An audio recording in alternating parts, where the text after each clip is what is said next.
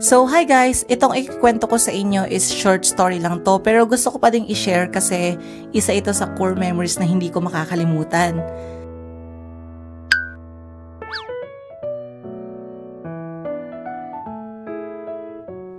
Noong bata pa kasi ako, kapag may nag-iimbita sa amin sa birthday yan, tuwang-tuwa ako kasi makakakain ako ng madaming pagkain.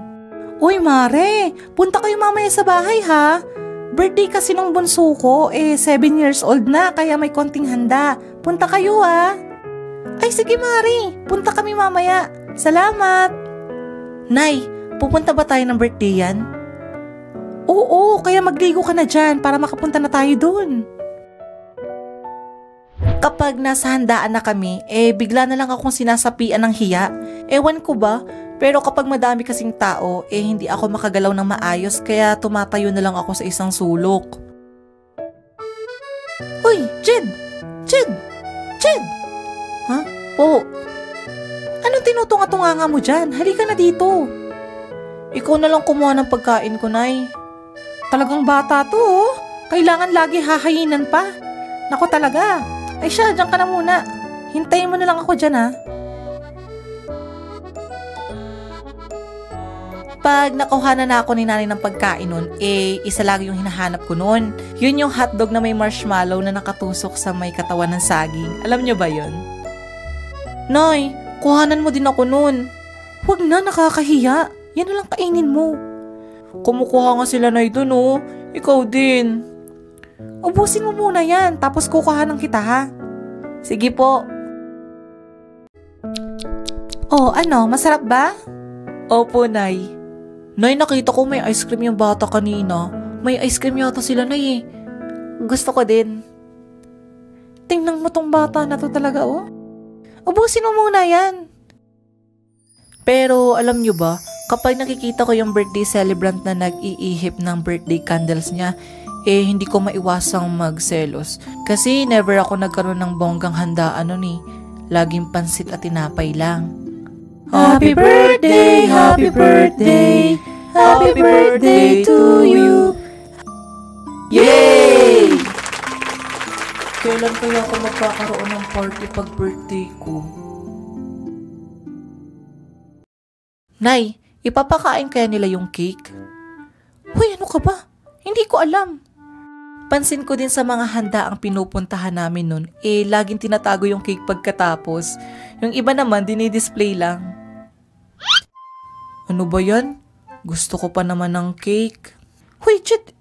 Ang dami mo nang nakain, nagre-reklamo ka pa dyan, ha? Andito na yung clown! Yay! Ala, nandito na! Yes! Ha? May clown din? Uy, Chit, may clown daw dun, oh. Isang sign kapag rich kid ka nun, kapag may clown kapag birthday mo. Pero ako personally, takot ako sa clown nun. Ewan ko ba kung bakit. Pero natutuwa naman ako sa mga tricks nila. Tsaka din sa mga ginagawa nilang balloons na may iba't ibang shape. Isa pa ding sign na rich kid ka nun kapag may pasabit sa birthday mo. Alam niyo ba yun? Yan yung tinataas baba tapos hahablutin ng mga bata yung mga nakasabit na pagkain dyan. Minsan pa nga may pera eh. Jed, may pasabit oh. Sali ka. Ayoko Nay, nakakahiya naman, ang daming tao. Ano nakakahiya? Sumali ka dun. Ayoko nga eh. Isa Jed ha? Sumali ka dun, sinasabi ko sa'yo. Oh, ready? Set? Go! Yay! Naipit ako, aray!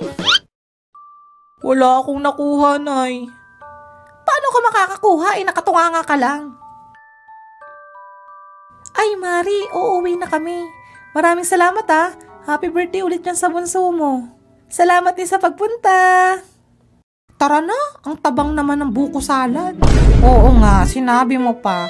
Tapos yung spaghetti, napasobra sa tamis. Ang sakit na lalamunan ko nga eh. Ay, napansin mo din pala. Oo, ang labnaw pa ng sopas. Ibang klase din naman talaga tong mga taong ganito, no? Pinakain mo na't lahat, pupulaan pa talaga yung handa. One time, birthday ko noon, 7 years old na rin ako. Nay? Uy, gising na pala ang bunso ko. Happy birthday, Tutoy! Thank you, Nay. Happy birthday, Jed. Thank you, Tatay. Anong handa ko, Nay? Ay, hindi ko alam to eh. Wala kasi tayong pera eh. Ay, ganun din ng isang taon na. Huwag ka nang mag-alala. Magpapansit na lang ako tsaka bibili tayo ng tinapay. Sige po. Ay, kailan kaya ako makakaranas magkaroon ng cake? May trabaho yung tatay ko nun kaya gabi na siya nakakauwi. Kaya si nanay lang yung nakakasama ko nun sa bahay maghapon. Oh, Jed, ba't hindi ka pa kumakain? Di pa po ako nagugutom. Eto na naman tayo, Jed eh. Alam mo naman na hindi kaya na... Oh, andyan na yata yung tatay mo. Happy birthday, Tutoy! Hindi ako makapaniwala ng mga oras na yun. May dalang cake si tatay nun. Thank you, Tay. Kulay pink nga lang yan. Wala na kasi ibang kulay dun. Magsasana na din kasi sila. Buti nga lang nakaabot pa ako.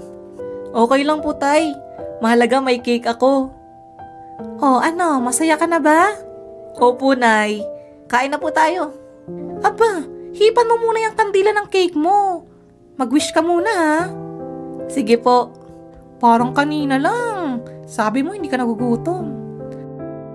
Happy birthday, happy birthday, happy birthday to you.